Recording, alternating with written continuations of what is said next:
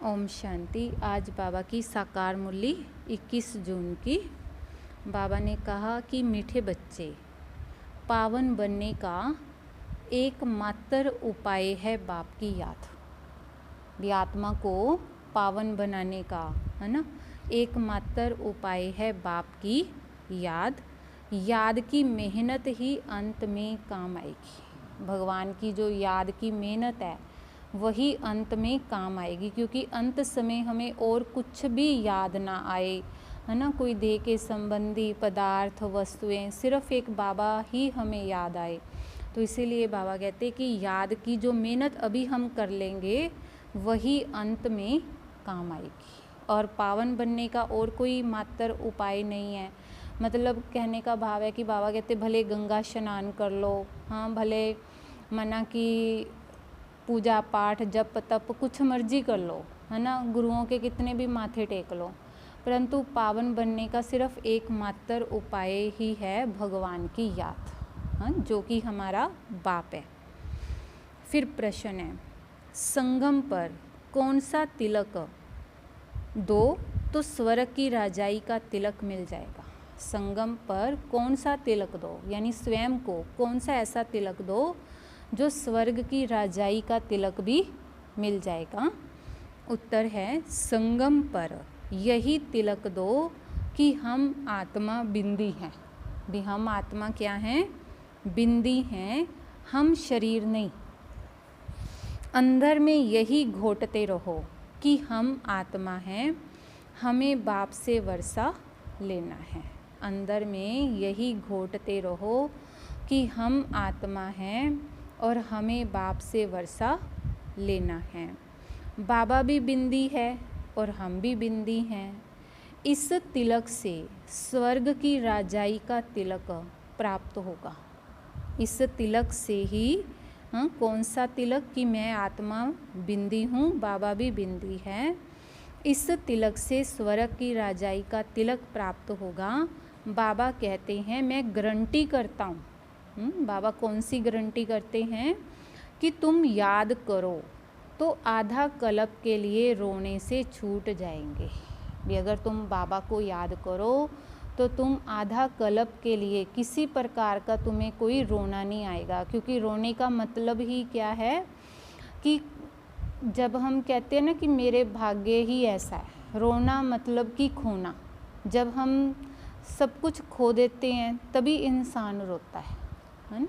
तो इसीलिए बाबा कहते हैं हम आधा कल्प के लिए रोने से छूट जाएंगे, किसी प्रकार का रोना नहीं आएगा। ओम शांति। यह फुरना चाहिए कि मुझ आत्मा को बाप को जरूर याद करना है। कौन सा फुरना? फुरना माना कि अंदर से उमंग उत्साह हो कि मुझ आत्मा को बाप को याद करना है, तब पावन बन सकते हैं। मेहनत जो कुछ है बस यही है। मेहनत क्या है? जो कुछ भी है ना, बस अब तो यही है। जो मेहनत बच्चों से पहुंचती नहीं है। माया बहुत हैरान करती है। एक बाप की याद भुला देती है, दूसरे की याद आ जाती है। बाप अथवा साजन को याद नहीं करते हैं। ऐसे साजन को तो कम से कम 8 घंटा याद करने की सर्विस देनी है, अर्थात साजन को मदद देनी है याद करने की। अथवा बच्चों को बाप को याद करना चाहिए। यह है बहुत बड़ी मेहनत। गीता में भी है, मन मना भव, बाप को याद करते रहो। उठते बैठते चलते फिरते एक बाप को ही याद करते रहो और कुछ नहीं। पिछाड़ी को यह याद ही काम आएगी। बाबा कहते पिछाड़ी में यही बाबा की याद आएगी कि अपने को आत्मा अशरीरी समझो, अब हमको वापस जाना है। यह मेहनत बहुत करनी है। सवेरे स्नान आदि करके फिर एकांत में ऊपर छत पर व हाल में आकर बैठ जाओ। जितना एकांत हो उतना अच्छा है। हमेशा यही ख्याल करो कि हमको बाबा को याद करना है। बाप से पूरा वर्षा लेना है ना। शिव बाबा से हमने क्या करना है, पूरा वर्षा स्वर्ग की बादशाही लेनी है। यह मेहनत हर 5000 वर्ष बाद तुमको करनी पड़ती है। सतयुग, त्रेता, द्वापर और फिर कलयुग, कहाँ भी तुमको यह मेहनत नहीं करनी पड़ेगी। इन चारों युगों में कहीं भी फिर तुम्हें मेहनत नहीं करनी पड़ेगी। इस संगम पर ही तुमको बाप कहते हैं कि मुझे याद करो। बस यही वेला है जब बाप कहते हैं मुझे याद करो। बाप आते भी संगम पर हैं और कभी बाप आते ही नहीं। तुम भी नंबरवार पुरुषार्थ अनुसार जानते हो। बहुत बच्चे बाप को भूल जाते हैं, इसीलिए बहुत धोखा खाते हैं। रावण बहुत धोखेबाज है, आधा कल्प का यह दुश्मन है। इसीलिए बाप कहते हैं रोज सवेरे उठकर यह विचार सागर मंथन करो और यही चार्ट रखो कि कितना समय हमने बाप को याद किया। कितनी जंक उतरी होगी भी, जितना हम याद करेंगे उतना आत्मा के ऊपर जो जंक लगी हुई है वो उतरेगी। सारा मदार याद के ऊपर है। तो बच्चों को पूरी कोशिश करनी है अपना पूरा वर्षा पाने के लिए। नर से नारायण बनना है। तो यह है सच्ची सत्यनारायण की कथा। भगत लोग पूर्णमासी के दिन सत्यनारायण की कथा करते हैं।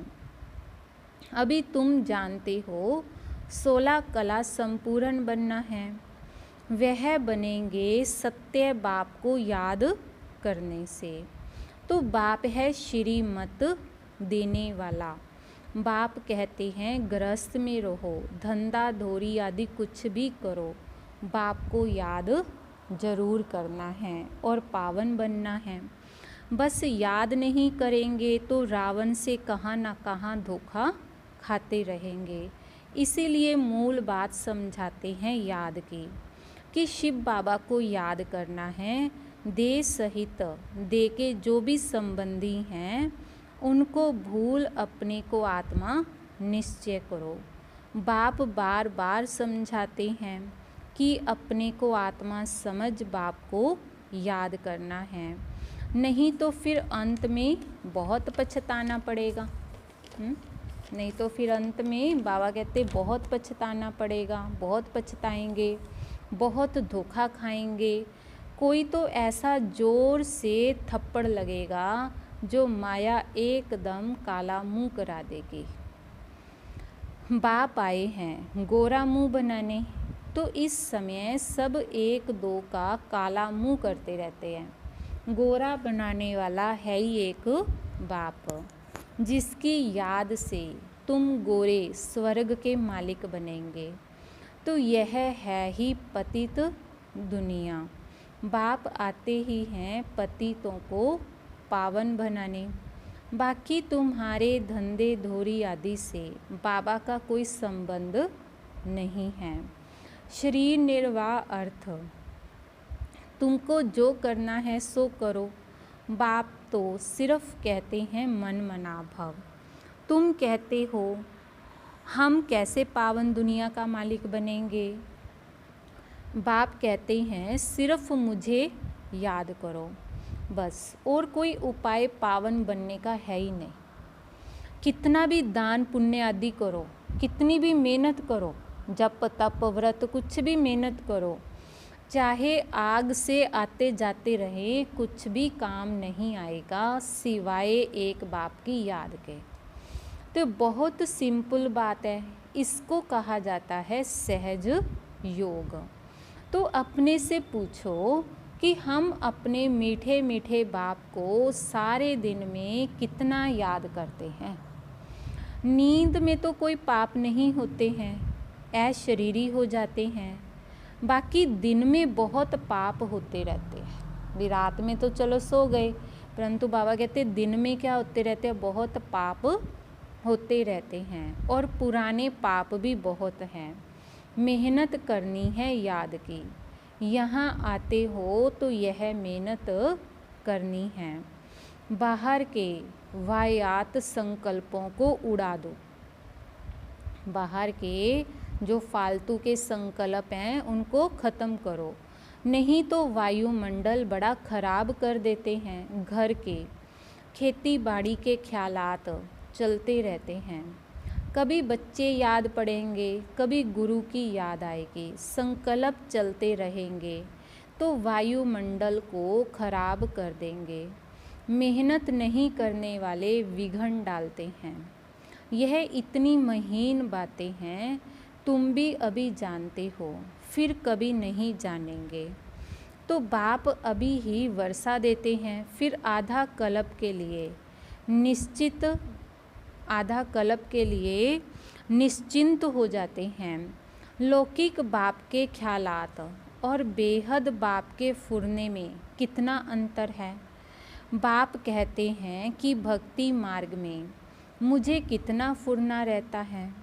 भगत कितना घड़ी घड़ी याद करते हैं। बाबा कहते भगत कितना घड़ी घड़ी याद करते हैं।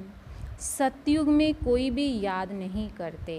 बाप कहते हैं कि तुमको इतना सुख देता हूँ जो तुमको मुझे वहाँ याद करने की दरकार ही नहीं रहेगी। हम जानते हैं हमारे बच्चे सुख धाम शांति धाम में बैठे हैं, दूसरा कोई मनुष्य समझ ना सके। ऐसे बाप में निश्चय बुद्धि होने से माया विघ्न डालती है। बाप कहते हैं कि सिर्फ मुझे याद करो तो तुम्हारे में जो अलाए पड़ गई है, चांदी तांबा लोहा सब निकल आएगी। गोल्डन एज से सिल्वर में आने से भी 2 कला कम हो जाती है।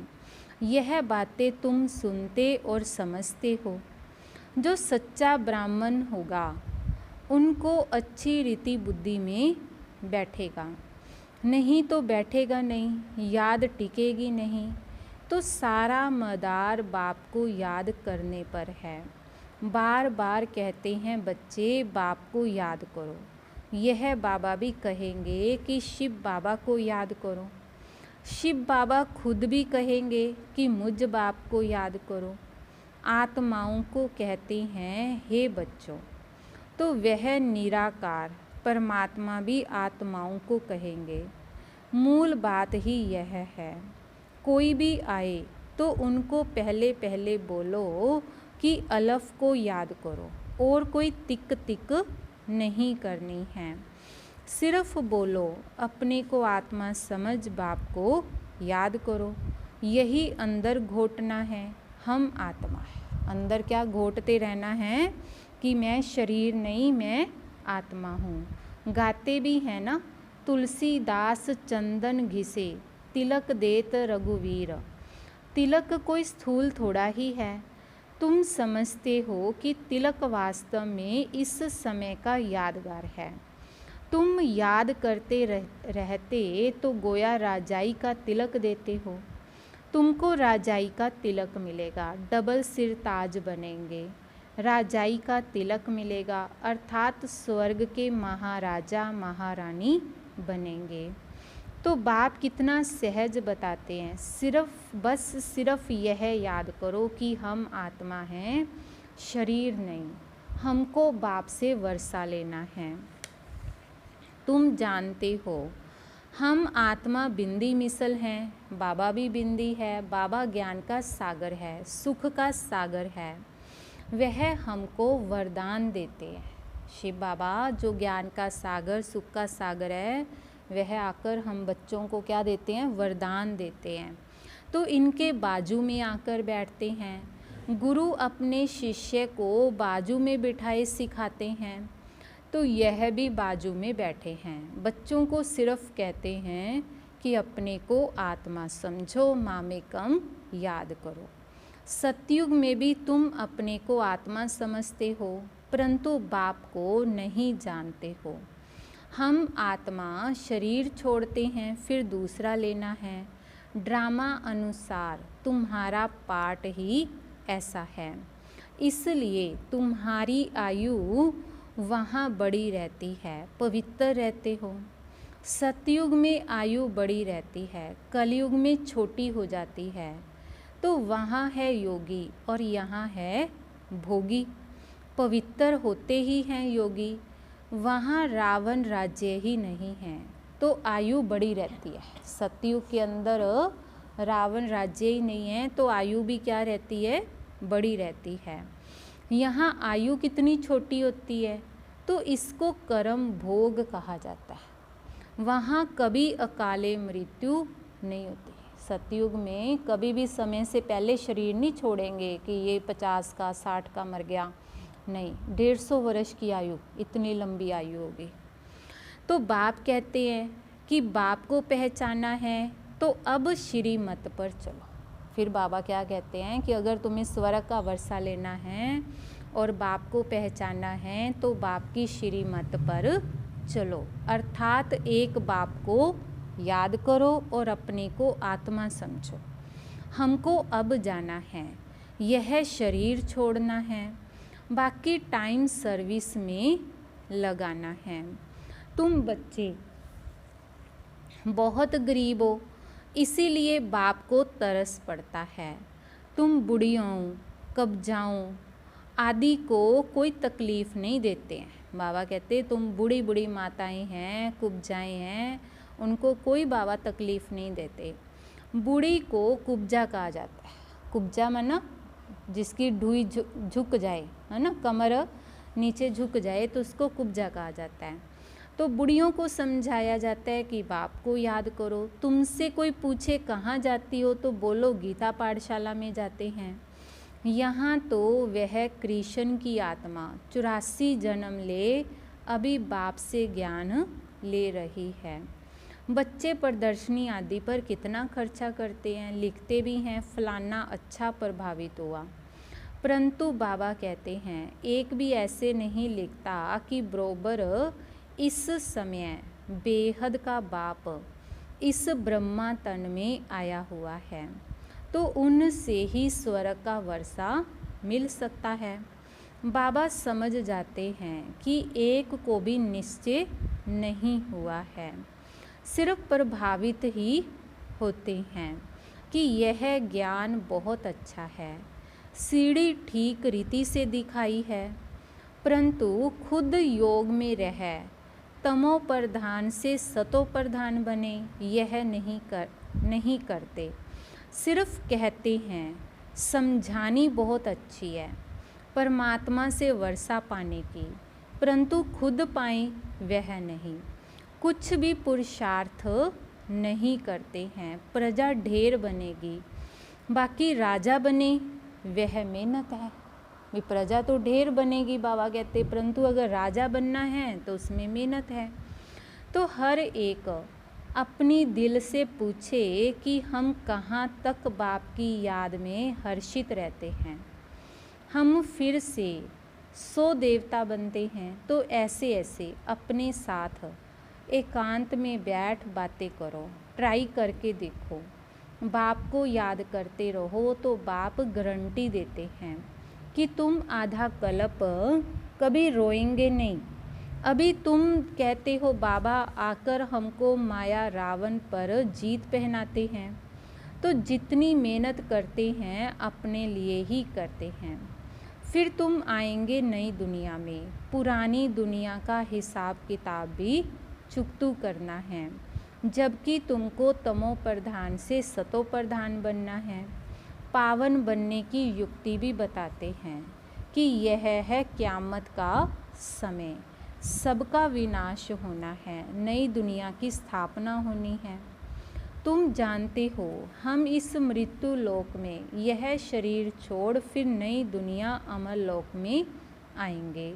हम पढ़ते ही हैं नई दुनिया के लिए, और कोई ऐसी पाठशाला नहीं जहाँ भविष्य के लिए पढ़ाते हों।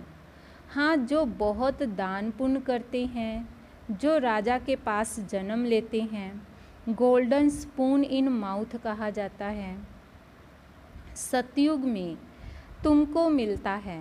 कलयुग में तो जो राजाओं के पास जन्म लेते हैं उनको भी मिलता है। फिर भी यहाँ तो अनेक प्रकार के दुख रहते हैं। तुमको तो भविष्य 21 जन्म के लिए कोई दुख नहीं होगा, कभी बीमार भी नहीं पड़ेंगे। सतयुग में 21 जन्म जो हमारे सतयुग और त्रेता के हैं, तो बाबा कहते वहाँ किसी प्रकार का कोई दुख नहीं होगा, है ना। दुख मतलब कि वहाँ कभी बीमार भी नहीं पड़ेंगे। गोल्डन स्पून इन स्वर्ग, सोने के चम्मच में दूध पियोगे। यहाँ है अल्पकाल के लिए राजाई, तुम्हारी है 21 जन्म के लिए। तो बुद्धि से अच्छी रीति काम लेना है, फिर समझाना है। ऐसे नहीं कि भक्ति मार्ग में राजा नहीं बन सकते हैं। कोई कॉलेज अथवा हॉस्पिटल बनाते हैं तो उनको भी एवजा मिलता है। हॉस्पिटल बनाते हैं तो दूसरे जन्म में अच्छी तंदुरुस्ती रहेगी। कहते हैं ना, इनको सारी आयु में बुखार नहीं हुआ, बड़ी आयु होती है, बहुत दान पुण्य आदि किया है। भी किसी की आयु भी बड़ी है ना, और कोई कभी सारी उम्र बुखार भी नहीं चढ़ा तो कहते हैं भाई इसने क्या किया, बहुत कोई अच्छा दान पुण्य किया है। कोई बाबा कहते कि हॉस्पिटल बनाते हैं तो दूसरे जन्म में अच्छी तंदुरुस्ती रहेगी। कहते हैं ना, इनको सारी आयु में बुखार भी नहीं हुआ, बड़ी आयु होती है, बहुत दान पुण्य आदि किया है ना, हॉस्पिटल आदि बनाते हैं तब आयु बढ़ती है। यहाँ तो योग से तुम एवर हेल्दी वेल्दी बनते हो। योग से तुम 21 जन्म के लिए सफ़ा पाते हो, माना मुनाफा मिल जाता है। यहाँ तो बहुत बड़ी हॉस्पिटल और बहुत बड़ी कॉलेज है। बाप हर एक बात अच्छी रीति समझाते हैं। बाप कहते हैं जिसको यहाँ मज़ा आए, यहाँ दिल लगे, वहाँ जाकर पढ़ाई पढ़ सकते हैं। ऐसे नहीं कि हमारे सेंटर पर आए, इनके पास क्यों जाते हैं, नहीं, जिसको जहाँ चाहिए वहाँ जाए, बात तो एक ही है। मुरली तो पढ़कर ही सुनाते हैं, वह मुरली यहाँ से जाती है। फिर कोई विस्तार से अच्छा समझाते हैं, कोई सिर्फ पढ़कर सुना देते हैं। भाषण करने वाले अच्छी ललकार करते होंगे कि कहाँ भी भाषण हो पहले पहले बताओ कि शिव बाबा कहते हैं कि अपने को आत्मा समझ मुझ बाप को याद करो तो तुम्हारे विकर्म विनाश होंगे और पावन बन पावन दुनिया का मालिक बनेंगे। कितना सहज समझाते हैं। अच्छा, मीठे मीठे सिक्की लदे बच्चों प्रति माता पिता बाप दादा का याद प्यार और गुड मॉर्निंग। रूहानी बाप की रूहानी बच्चों को नमस्ते। रूहानी बच्चों की रूहानी बाप दादाजी को याद प्यार गुड मॉर्निंग नमस्ते। शुक्रिया बाबा, शुक्रिया।